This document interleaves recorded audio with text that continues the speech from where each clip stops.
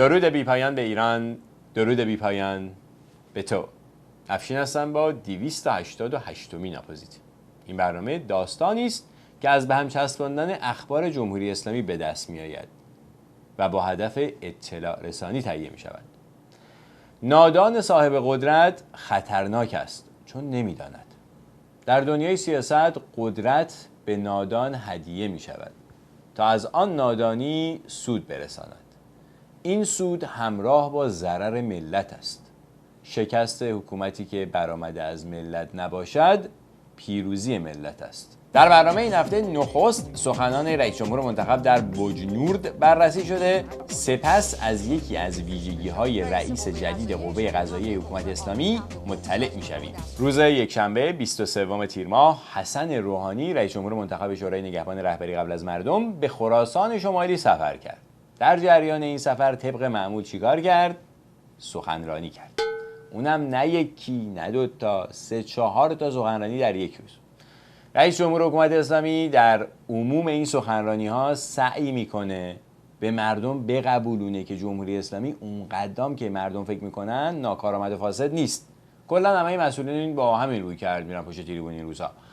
اینم یکی از دستاوردهای حکومت اسلامی بعد از 40 سال. اسلام با اون زیبایی ها، با اون جلوه ها، اگر ما ببینیم یک کسی از اسلام فاصله گرفته، دیگه ما مقصر هستیم. ما مسلمان ها، ما کسانی که این لباس رو پوشیدیم، کسانی که ادعا میکنیم مبلغ اسلام هستیم، این تقصیر به عهده ماست. یعنی در انجام همین یک کارم که مثلا تخصصشو دارن و درسشو خوندن هم ناتوان بودن تو این 40 ساله، هرچی نشون دادن از اسلام عزاداری و درویی و مجیزگویی و بیرحمی و دزدی و دروغگویی بوده. خلاصه زیبا نبوده. ولی اگه یکی پیدا بشه بگه این زیبا نیست، که نمیگن اوکی ببخشید ما بد نشون دادیم، مجازات میکنن. هر کی بگه رسما حکم اعدام براش صادر میکنن. حتی اگر قوانین اسلام رو رعایت نکنه میزنن تو سرش. گشت ارشاد و نیروی پلیس مذهبی از پول همین ملت درست کردن تا قوانین اسلام رو مردم رعایت کنن. تقصیر به گردن گرفتنشون هم دروغینه. باید در کنار هم باشیم، با هم باشیم و مخصوصا تو این شرایطی که الان هستیم بیشتر باید ما توجه داشته باشیم. اتحاد لازم دارن. 40 سال همه چی رو خوردن، همه چی رو خودی ناخودی کردن، همه جا پارتی بازی و رانتخاری و رواج دادن، تبعیض مذهبی بر کشور حاکم کردن و خلاصه همه فاصله ها رو بین خودشون و ملت انداختن. حالا میگن اتحاد. مردم یه دونه از این آدما رو تو این صفا نمیبینن. همین الان حتی خودشون هم اختلاف دارن بیشتر تا اتحاد سر تقسیم غنایم اسلام. اینم یک موفقیت ماست که ما یک قراردادی رو با دنیا بستیم، ما پای این قرارداد ایستادیم، ما متخلف نبودیم، ما عهدمون رو نشکستیم.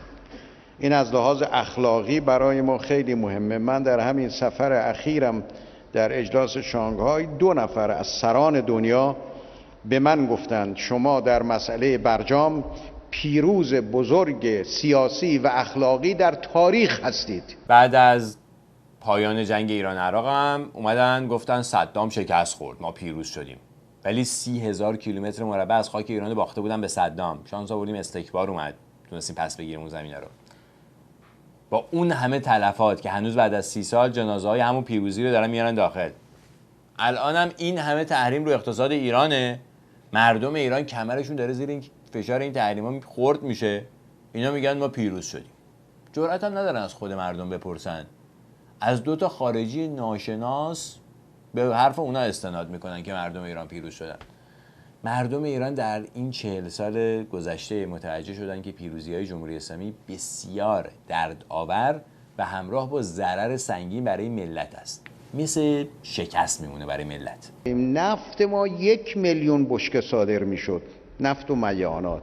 این تبدیل شد به 2,800,000.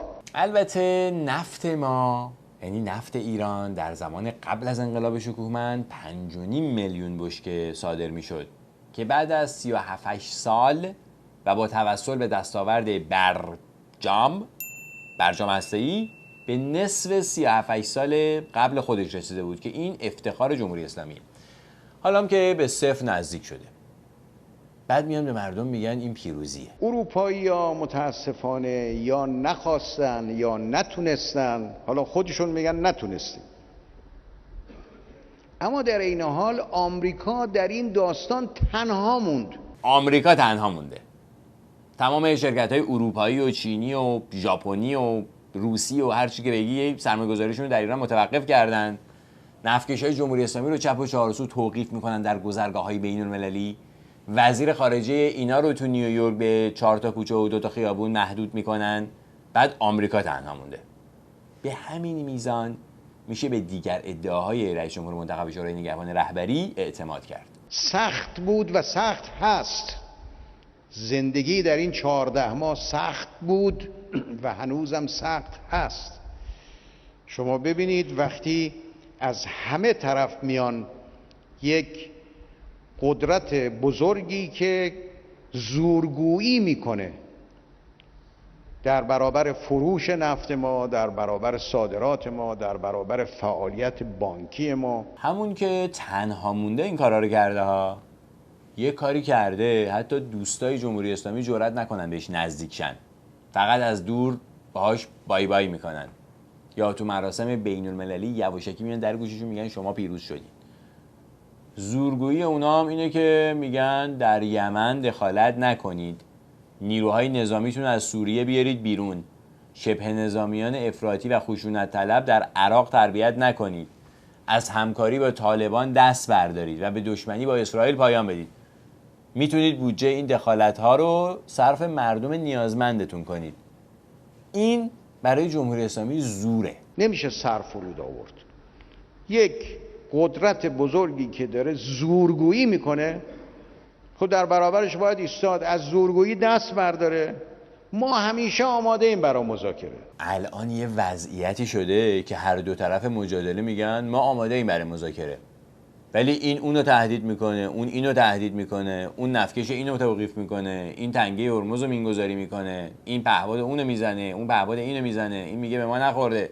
خلاصه یه چیزی این وسط هست که در عمل مذاکره رو به رویارویی تبدیل کرده. همیشه همین ساعت، همین لحظه شما دست بردارید از ظلمتون، دست بردارید از تجاوزتون، دست بردارید از تحریمتون، برگردید پای میز، برگردید پای منطق، پای عدل. خنده داره وقتی اینایی که کارناوال پرچم سوزی تو کشور را میندازن از منطق و عقل حرف میزنن. رئیس دیپلماسی حکومت اسلامی ز رنگ جامعه اسلامی در موضع ضعف شرایط میذاره. فکر میکنه داره با بقال سر کوچهشون چونه میزنه، بلکه اونا گول خوردن. حتی صرف مذاکره هم تحریما رو کم نمیکنه. تا عقب نشینی کامل فشارها برداشته نخواهد شد. وقتی دیدن دشمن داره به ما زور میگه، داره به ما فشار میاره، مردم با همه وجود آمدن. سیل آمد، خب روزای خیلی سختی ما داشتیم دیگه. یه دفعه یک شب من ناچار بشم با 25 استاندار در حال تماس تلفنی باشم از سر شب تا ساعت 1:30 شب. همین سند ناکارآمدی جمهوری اسلامیه که چند سانت باران بهاری بیشتر موجب یه همچین فاجعه‌ای تو کشور میشه. بگذاریم که چند تا از استاندارا اصلا تو کشور نبودن، رفته بودن مسافرت خارجه برای تعطیلات نوروزی، ولی رئیس جمهور منتخب شورای نگهبان رهبری متخصص وارونه جلوه دادن حقایقه، اصلا برای همین انتخاب شده. اما این سخن رئیس جمهور منتخب حکایت از یک واقعیت دیگر دارد و آن اینکه فشار بی‌عرضگی و فساد نظام مقدس به گریبان خودش رسیده. اینام که عادت ندارن کار کنن، برای همین حسابی از دست ترامپ شاکیان. مشکل شخصی باش پیدا کردن چون خواب رو از چشماشون رو بوده. شبهایی بود که من اصلا خوابم نبرد. البته آقای روحانی شبهای سیل رو داشت میگفت، ولی من حدس میزنم شبهای زیادی رو اینجوری سپری کرده باشه در 1 سال گذشته. آمار و ارقام به ما نشون میده که امروز شرایط ما بهتر از 2 ماه پیشه. نه اینکه شرایط ما خوبه، شرایط ما خوب نیست. بله ایشون هم میدونه شرایط مردم خوب نیست، ولی میگه بهتر شده، یعنی شرایط شما کمتر خوب نیست. یه چیزی تو همایا در جمهوری اسلامی مردم باید به همینم راضی باشن. میدونن من تو دولت با وزرا چقدر چونه میزنم، بحث میکنم، میگم آقا فلان جنس این کارو بکنید، این اقدامو بکنیم، قیمتش بیاد پایین، مردم گرفتارن، تو سختی هستن. اما توان ما این بوده، همه توانشون همین بوده که حقوق یک کارمند در ماه به اندازه 7-8 کیلو گوشت یخ زده شده. سیاست خارجیشون هم هر هفته فشارهای خارجی رو بیشتر میکنه. دزدی‌های حکومت هم همچنان در جریان بوده. بی آبی، بی برقی، کمبود فضای آموزشی، فرهنگی، هنری، ورزشی، بهداشتی، تفریحی هم که از شدتش کم نشده. تخریب سیستماتیک محیط زیست در سدسازی و برداشت از منابع طبیعی و معادن و صنایع هم که سر جاشه. سوء مدیریت فاضلاب کشور و موارد دیگر هم محسوسه. تقصیر اینا نیستش که توانشون همینه. هیچ که نبود که بی تفاوت باشه، بگه به من ربط نداره، بگه مهم نیست. نه، اینجور نیست. واقعا همه تلاش کردن. حالا این تلاش ما گاهی 100% موفق بود، گاهی 80% موفق بود، گاهی 70. مثل یک شاگردی که زحمت میکشه، تلاش میکنه، حالا نمرش به هر حال متفاوت نمره میگیره دیگه. یه جا 17 میگیره، یه جا 13 میگیره، یه جا نمره‌ای حساب میکنن مدیریت کشور رو. در این مثال حاضرن به خنگی خودشون اعتراف کنن که دارن زحمتشون رو میکشن ولی نمرهشون فقط کم میشه، تا بلکه ناکارآمدی و نادانی حاصل از تنبلیشون پوشانده بشه. چون اینجوری که ایشون گفت عمرن قرار نیست اینا 20 بگیرن جایی. به هر حال به نظر من ردی نبوده، اما تجدیدی ما داشتیم. بفرما. با تجدیدی کشور رو اداره میکنن. بعد میگن شما راضی باشین، ما پیروز شدیم، ما توانمون همینه. تازه این ادعای خود دروغگوشونه. در واقعیت اصلا قبولی نداشتن در هیچ زمینه‌ای. خب حالا اگه بتونیم این روند ادامه بدیم، البته بعضی از ماها ساده تره، بعضی از ماها سخت تره. آخر سال که میریم یه خورده سخت تر میشه، تو تابستون یه خورده راحت تره. به هر حال باید تلاش کنیم. این تلاش همگانی نیاز داره. همه ما باید تلاش بکنیم. همه باید تلاش کنیم تا ناتوانی اینا و انجام وظایفشون در منطقه کمتر به ما فشار بیاره. هر کدوم 40 ساله که مسئولن تو مملکت، ولکن معامله نیستن. فقط با مرگ از صندلی قدرت فاصله میگیرن. نادان عاشق قدرته. چون ما مسئولیت ما خیلی سنگینه در برابر شما. ما خادم شما هستیم با مسئولیت بسیار سنگین. یعنی روز قیامت همه 82 میلیون میتونن بیان از ما سوال کنن. توجه کردی؟ فقط در روز قیامت پاسخ میدن بهتون. بعد از اینکه مردید میتونید برید از اینا سوال کنید. اگرم به زندگی پس از مرگ اعتقادی ندارید، مرتد هستید و در حکومت اسلامی مستحق مرگ هستید. این منطق و عقل حکومت اسلامیه. زیبایی‌های اسلام. یعنی از ما گرفتارتر در قیامت فکر نمی کنم کسی باشه. مال ما 2000 نفر اینا نیست، میلیونیه. 82 میلیون نفر میان روبرو ما. دیدین؟ تازه باید دلتون هم برای اینا بسوزه. اینقدر دارن فداکاری میکنن، کشورتون رو غارت میکنن، منابعتون رو نابود میکنن، عوضش تو قیامت باید جوابتون رو بدن. اقتضای تخصصشونه. این مردم احترام میکنن. این مردم احساس میکنن که ما خادم اونها هستیم. همه آرزوی ما اینه خداوند ما رو قبول کنه به عنوان خادم مردم. بله، برادرشون هم با همین آرزو پولهای مردم رو بلند کرده. الان پرونده فساد مالی مفتوح داره. تلاش در جهت برآورده کردن آرزوی خدمت به مردم یا خادم مردم شدن سبب شده برادر معاونشون هم پرونده فساد مالی داشته باشه و رد و پای خانواده وزرای سابق و حالشون در پرونده‌های توپل فساد مالی دیده بشه. همش به خاطر اینه که اینا آرزو دارن خادم ملت بشن. الان مردم قشنگ دارن این خدمت رو حس میکنن. همین خدمتی که اینا میکنن با تمام وجود مردم حس میکنن. در برخی نواحی بدنشون بیشتر حس میکنن، در برخی نواحی بدنشون کمتر حس میکنن، ولی حس میکنن. اما نمیتونن بگن آقا بس دیگه، خیلی ممنون، ما دیگه نمیخوایم شما به ما خدمت کنی. زورکیه. باید هیچی نگی اینا بهتون خدمت کنن. و اگه بشه، حالا این البته خیلی آرزوی بلندی است، ما رو قبول کنه به عنوان خادم امام هشتم. نه، نمیشه. این آرزو برآورده کردنش از عهده خدا هم خارجه. فقط در عهده رهبر شورای نگهبان رهبریه. فقط اون میتونه این آرزو رو عملی کنه، چون اون بخش امام هشتم رو از بقیه حکومت جدا کردن. برای همین یه متولی مخصوص داره که توسط نمایندش در عصر حاضر نصب میشه، چون معنویاتش خیلی زیاده. خلاصه آرزوی خادم امام هشتم شدن فقط توسط رهبری برآورده میشه و بس. اما حالا که صحبت از امام هشتم شد، برای خروج از یک نواختی سخنان رئیس جمهور منتخب هم که شده، توجه شما رو به گزارشی که همکارانم در بخش خبری صدا و سیمای جمهوری اسلامی از امام هشتم تهیه کردن جلب میکنم. دیگه هست ایرانی که امام مرزا دوست نداشته باشه؟ آره پس دوست ندارم. آقا علی ابن موسی کم کسیه. به قرآن آرزومه یه بار برم قربون امام رضا شدم. با کدوم پول الان آدم بره؟ من میخوام ببرمت. بسم الله بگو یا علی بگو. یه دقیقه پیاده شید تشریف بیارین در عرض 10 ثانیه. بیا بابا بیا قربون تو برم. آقا اینا دوست دارن برن امام رضا. بله، یه عده از هموطنانمان دوست دارن برن امام رضا. فکر میکنین امام رضا در مقابل این آرزوی دوستدارانش چه واکنشی نشون بده؟ یه خورده فکر کنید. سعی کنید حدس بزنید. در حکومت اسلامی این امام رؤوف ضامن آهو برای دوستدارانش چه کار میکنه؟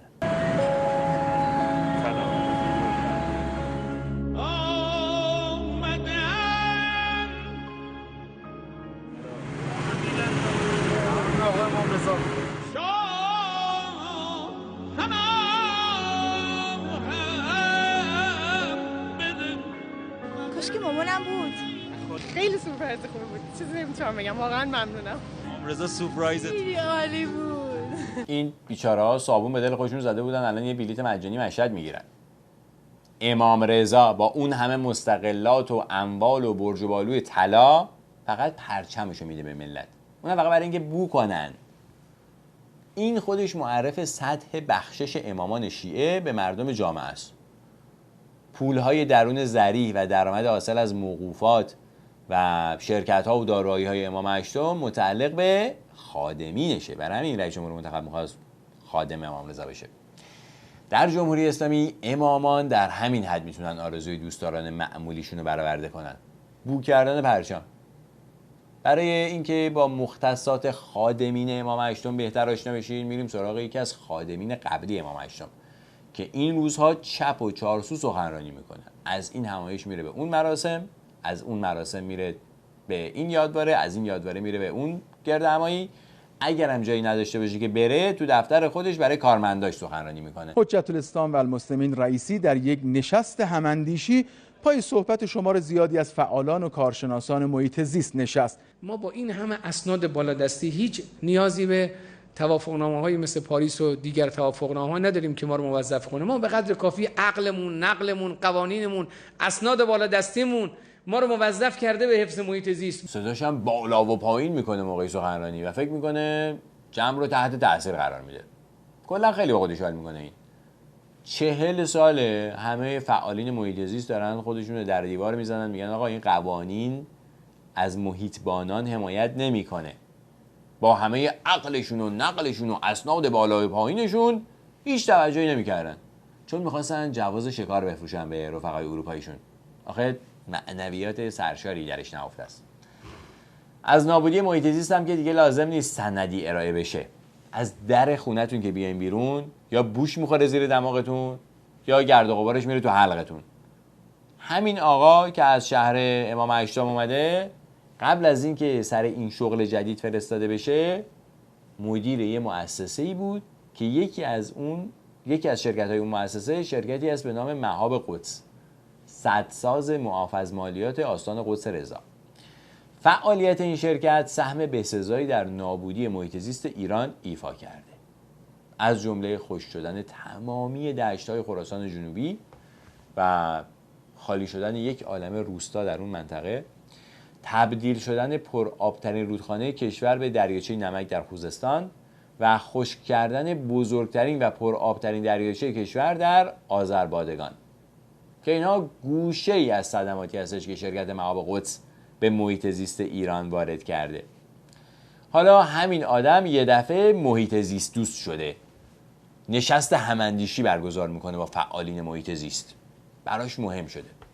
اینا همه اثرات ترامپ. پرونده متهمان جاسوسی از مراکز نظامی در پوشش فعالیت‌های زیست محیطی هم دغدغه برخی حاضران در جلسه بود که رئیس دستگاه قضا در این باره گفت شما نسبت به کسانی که میشناختیشون، تو دانشکده میشناختیشون، توی سازمان میشناختیشون، اینو بگید که من توی سازمان میشناختم ایشون، یا توی این منطقه یا توی مؤسسه. شما شناختتون رو در همین حوزه میتونید بگید، اما بگذارید که سازمان ها و دستگاه هایی که مسئولیت امنیتی دارن اونها در حوزه تخصص اونها سخن بگن. بله، بگذارین خود شریک دزدا نظر بدن، سخن بگن. بهترین جرم هم جرم امنیتی. بدون ارائه هیچ سند و مدرکی میشه هر جور بخوان پرونده رو ببندن. میگن این فعالان محیط زیستی اسیر در زندان‌های حکومت اسلامی که اینقدر سر و صدا راجبشون هست، به راز دفن زباله‌های هسته‌ای در ایران و صدماتی که برنامه صلح‌آمیز مبلغین مذهبی به محیط زیست کشور زده اطلاعاتی به دست آورده بودند که قبل از انتشار همگی دستگیر و از سردستشون تو زندان خودکشی شد. البته ما مطمئن نیستیم، ولی از اونجایی که جمهوری اسلامی هیچ خبری در این زمینه منتشر نمی‌کنه و این پرونده رو شفاف‌سازی نمی‌کنه، میشه نتیجه گرفت اونی که میگن به حقیقت نزدیک‌تره. بگذارید داوری رو قاضی بکنه، شما داوری نکنید. بله، شما به عنوان کسانی که کسانی رو میشناختید میگین این خانم و این آقا رو تا روزی که با ما هم دانشکده بود، تا روزی که با ما هم خونه بود، تا روزی که با ما همکار بود، من ازش خطایی ندیدم. بله، این گواهی رو شما بدید، اما اجازه بدید در این رابطه داوری با قاضی باشه. قاضی هم که میدونی کیه؟ خود خلافکارا، همونایی که پرونده سازی میکنن، اعتراف زورکی میگیرن، داورم هستن در جمهوری اسلامی. همین رفتار معرف اهمیت محیط زیست در حکومت اسلامی.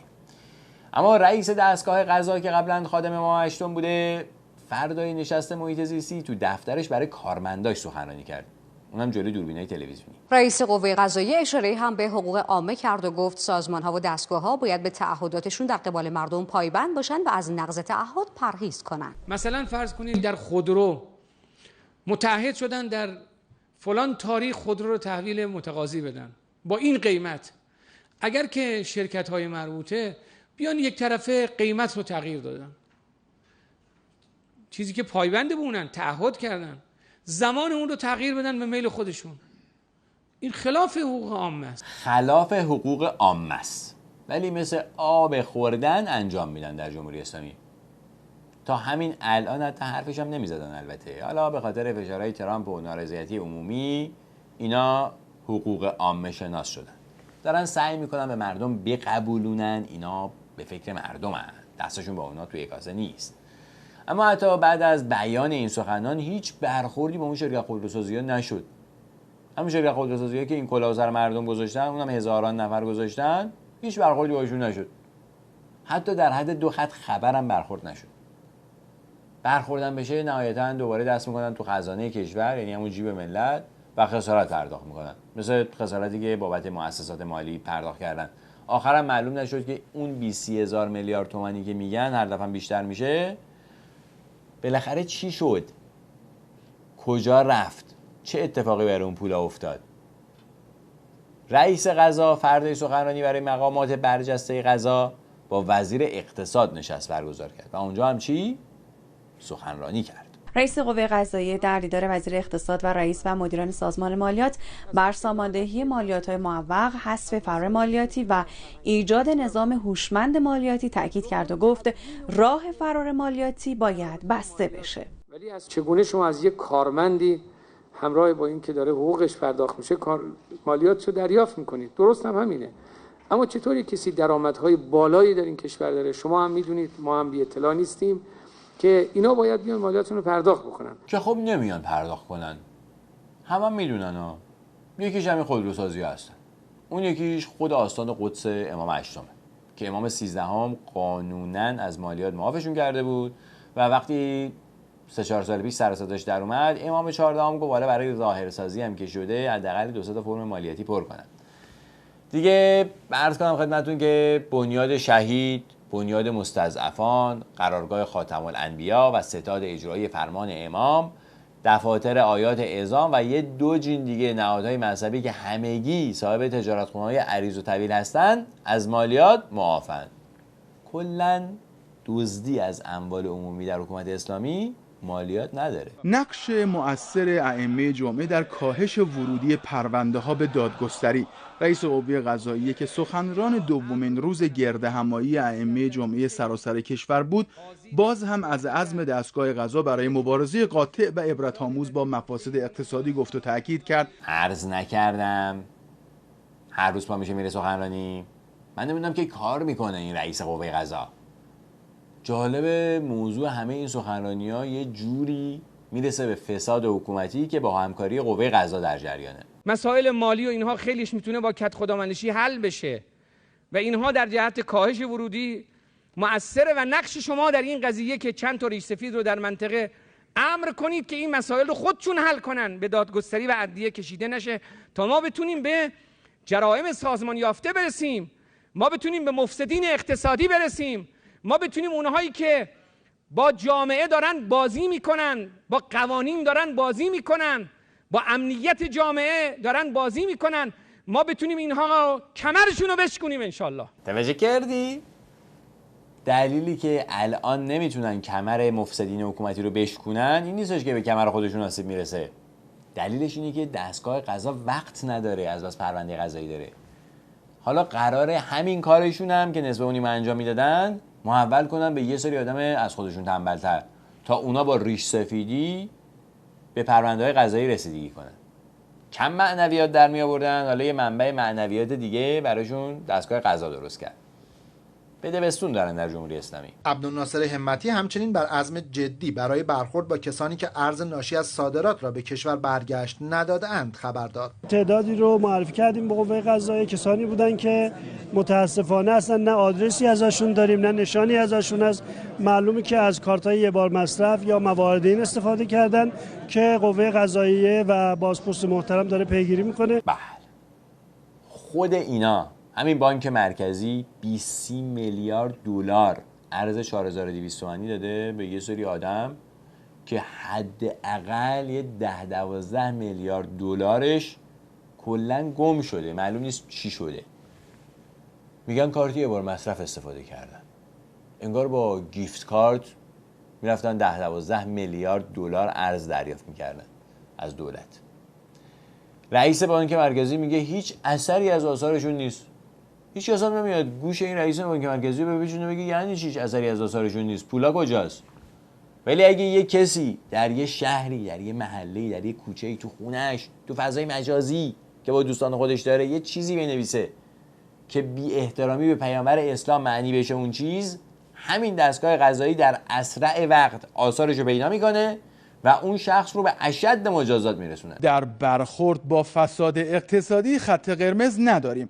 وزیر نفت در همایش مبارزه با فساد اداری با انتقاد از فساد برخی به خصوص در زیر مجموعه خود به همه دستگاه‌های نظارتی و امنیتی اطمینان داد در وزارت نفت دستشون برای رو کردن فساد بازه. این روزا همه از فساد سیستماتیک مینالن. این کارنامه جالبیه برای حکومت اسلامی. 40 سال بعد از جاری کردن احکام اسلام در کشور، خود حکومت اسلامی تبدیل شده به منبع فساد. دستگاهی در حکومت اسلامی وجود نداره که فاسد نباشه. بعد از 40 سال همه میخوان با فساد مبارزه بشه و هر کدوم یکی دیگر رو تهدید به افشاگری میکنه. هیچ خط قرمزی وجود نداره برای مرتضی. هر جایی دیدید دنبال کنید، رحم به اینا بکنید، مردم رو تیکه پاره میکنه. تو این شرایط سخت که مردم برای چند هزار تومان بعضیا گیرن، ما بذاریم چند میلیارد تومان یه افرادی ببرن بخورن به حساب خودشون، بعد بیان میگن آقا ما اشتباه کردیم. خود بچشین. دیدی مهدی هاشمی چقدر چشید؟ اصلا معلوم نیست کجاست. خود ایشون پاش تو همون پرونده، یعنی همون پرونده فساد نفتی گازی معروف به کرسنت گیره. حالا مدافع حقوق مردم شده. در کل حکومت اسلامی حتی یک دونه آدم سالم پیدا نمیشه. برای همین این سیستم محکوم به فناست. این اوضاع داخلی کشوره. حالا یه سرم بزنیم ببینیم اوضاع خارجی چجوریه. شکست تلاش امریکا برای گروگان گرفتن سازمان ملل. وزیر خارجه امریکا گفته به دلیل تعهدات امریکا به سازمان ملل مجبور شده برای ظریف همتای ایرانیش روادید صادر کنه. دائما هم آمریکایی‌ها در حال شکست هستن. اینکه وزیر خارجه جمهوری اسلامی موفق به اخذ ویزای آمریکا شده، اونم به صورت محدود، بزرگترین پیروزی جواد ظریف از زمان کنار رفتن جان کری و باراک اوباما تا به حال به شمار می‌آید. با این حال پومپئو در اظهاراتی کودکانه گفته که امکان تردد برای وزیر خارجه ایران در نیویورک به شدت محدود خواهد بود، به طوری که ظریف و هیئت همراهش اجازه دارند فقط بین مقر سازمان ملل، هیئت نمایندگی ایران و اقامتگاه سفیر ایران که همگی نزدیک هم هستند تردد کنند. که میشه 2 تا خیابون و 4 تا کوچه. فقط در همین محدوده حق تردد دارن. این سطح از تحقیر دستگاه دیپلماسی کشور از زمان ماده ها تا به حال بی سابقه بوده که خب اینم به نام جمهوری اسلامی ثبت شد. بله ما رکورد زدیم. بله. اما جواد ظریف که این روزها حرفش در مجامع بین المللی خریداری نداره و اقدام عملی رو به همراه نمیاره، دست به دامن رسانه‌های غربی شده. ظریف وزیر امور خارجه کشور هم که برای اجلاسی در سازمان ملل در نیویورک به سر میبره از بیعملی اروپایی‌ها انتقاد کرده و گفته زیاد مهم نیست چی گفته، همون نق و نوقه همیشگی. اما به این تصویر توجه کنید، آقای ظریف با اون یخه آخوندیش راحت نشسته جلوی خانم بی‌حجاب. موضوع تازه‌ای نیست البته، عکساش با فدریکا موگرینی صمیمانه‌تر هم هست با یک خانم بی‌حجاب. یعنی ظریف وزیر امور خارجه در خارجه از دیدن موی یک زن تحریک نمی شود. البته این مخصوص ظریف نیست، فقط روحانی هم اینجوریه، احمدی نژاد هم اینجوری بود، سید قندان هم اینجوری بود، حتی خود آقای بزرگ هم همینجوریه، منتها مثل جرجیس میمونه، هنوز فرصت بهش داده نشده. تقریبا که نه، تحقیقا تمامی مسئولین نظام مقدس هم اینجوری هستن. این از اصول اسلامه. همین خانومی که الان داره آقای ظریف رو مصاحبه میکنه، اگه بیاد ایران نه تنها باید موهای سرش رو بپوشونه، بعد بقیه اندام بدنش هم بپوشونه با پارچه ضخیم، چون اینا تحریک میشن تو ایران. یعنی تو ایران شما اصلا به اینا نزدیک هم نباید بشی، زود تحریک میشن، حساسن. هرچند که از زیر چادر روسری هم به همسرانشون خیانت میکنن. وزیر خارجه در گفتگویی با BBC امکان هر گونه مذاکره مجدد درباره برجام رو رد کرده و گفته نفتمون رو بالاخره میفروشیم اما شرافتمون رو هرگز. البته نفتشون هم نمیتونن بفروشن، چپ و راست نفتکشاشون رو درسته توقیف میکنن، هیچ کاری هم نمیتونن بکنن. اما از قدیم گفتن هر کی هر چی داره رو میتونه بفروشه. یکی از دوستان در توییتر نوشت هر وقت مسئولین جمهوری اسلامی دم از شرافت میزنن یاد این تصویر میافتم. بعد از جنگ جهانی دوم ژاپنیا گفتن دیگه روز 8 ساعت نباید کار کنیم، جنگ شده، ویرانی شده، باید کشورمون رو آباد کنیم، باید روز 8 ساعت کار میکنیم، پول میگیریم، 4 ساعت 5 ساعت مجانی کار میکنیم. باید این کار کرد، چاره ای نیست، ما مسئولیم، همه باید تلاش کنیم. این سخن تاریخی رئیس جمهور منتخب شورای نگهبان رهبری اعتراف جالبیه. یعنی جمهوری اسلامی تو این 40 سال گذشته یه طوری کشور رو ویران کرده، یه بلایی به سر این کشور آورده که مثل ژاپن بعد از جنگ جهانی دوم شده. حالا برای جبرانش خودشون که قرار نیست کار کنن. طبق معمول مردم باید روزی 4-5 ساعت هم اضافه مجانی کار کنن تا حکومت اسلامی به فسادش ادامه بده. راز ماندگاری جمهوری اسلامی ایناست. هرچه در فهمت آید آن بود مفهوم تو. امیدوارم این برنامه را مفید یافته باشید. اگر مفید یافتید در اشتراک گذاری آن با دیگر دوستانتان حتما کوشا باشید. کمک رسانی به اپوزیت رو هم از یاد مبرید. راه کمک رسانی روی تصویر به نمایش در اومده، حساب پیپل، آدرس پستی و حساب بانکی. اگر خارج از آمریکا زندگی میکنین حساب پیپل بهترین راه و آسانترین راهه و اگر حساب پیپل ندارین میتونین با مراجعه به وبسایت اپوزیت upozit.com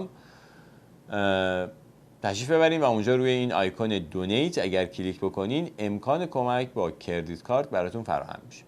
سپاس ویژه دارم از تمام دوستانی که تا الان با کمکاشون سبب زنده ماندن اپوزیت شدن و در ضمن رادیو شمرون رو هم از یاد مبرید. روزهای شنبه و یک شنبه برنامه زنده داریم اونجا. روزهای شنبه با آرتین پرتویان یک گپ و گفت خودمانی داریم به نام داف نیوز و روزهای یک شنبه یک برنامه تاریخی داریم تاریخی تحلیلی با خسرو فرور عزیز به نام گذری در تاریخ. روزهای شنبه ساعت 5 بعد از ظهر به وقت شرق آمریکا و روزهای یک شنبه ساعت 3 بعد از ظهر به وقت شرق آمریکا. در فضای مجازی هم شبکه‌های اجتماعی اپوزیت رو دنبال کنید. کانال تلگرام، کانال یوتیوب. اگر کانال یوتیوب رو سابسکرایب نشدین هنوز حتما بشوید. خیلی خیلی مهم و حیاتیه برای اپوزیت این کار شما. و صفحه فیسبوک و اینستاگرام اپوزیت هم نسبتا فعال هست طرفته. سعی میکنم فعالترش کنم. برنامه شنبه که با رادیو شمرون داریم در صفحه اینستاگرام به صورت لایو و زنده پخش میشه و اونجا میتونید این برنامه رو زنده گوش بدید. تا دیدار دیگر، شب و روزتون خوش و به امید آزادی در همین نزدیکی. بدرود.